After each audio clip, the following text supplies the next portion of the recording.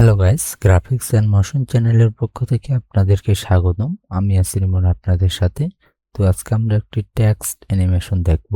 তো এই ধরনের টেক্সট অ্যানিমেশনগুলো কিভাবে আপনারা করতে পারবেন, তো আজকের ফুল ভিডিওতে আমি আপনাদেরকে খুব সহজে দেখানোর চেষ্টা করব। তো চলুন ভিডিওটি শুরু করি। সবার প্রথমে আপনারা অ্যাডোবি আফটার এফেক্ট ওপেন করে নেবেন। তো আমি ওপেন করে নিয়েছি।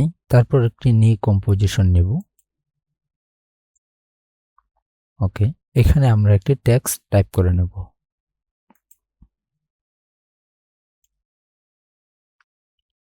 আমি অ্যানিমেশন নিচ্ছি।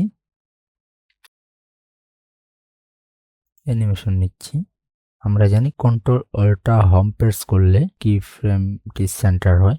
তো আমরা কন্ট্রোল অল্টা হোম প্রেস করব।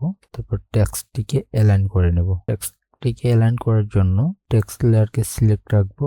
রাখার পর এখান থেকে চলে যাব অ্যালাইন। আমরা অ্যালাইন করব হরিজন্টাল, ভার্টিক্যাল। ওকে, আমাদের টেক্সট সেন্টার হয়ে গেছে। এরপর আমরা টেক্সট লেয়ারের অ্যারো বাটনে ক্লিক করব। এখান থেকে চলে যাব অ্যানিমেট, এই আইকনটিতে ক্লিক করব। তারপর এখান থেকে আমরা নিয়ে নেব পজিশন। আবার চলে যাব অ্যাড থেকে প্রপার্টি থেকে নিয়ে নেব আমরা ওপাসিটি। ওকে, পজিশনে নিয়ে নেব 100 আর ওপাসিটিকে রাখবো 0।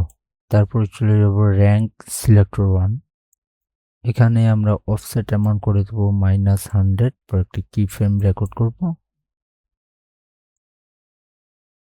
2 সেকেন্ডে যাওয়ার পর এখানে করে দেবো +100। তো টেক্সটটি এভাবে অ্যানিমেশন হচ্ছে। তারপর চলে যাব আমরা অ্যাডভান্স থেকে শেপের এখান থেকে আমরা করে দেবো র্যাম্প আপ। এবার আমাদের টেক্সটটি এভাবে অ্যানিমেশন হচ্ছে। তারপর হাই ভ্যালুতে দেবো আমরা 25 আর লো ভ্যালুতে রাখবো আমরা 50%। ওকে, এরপর আমরা প্রেস করব।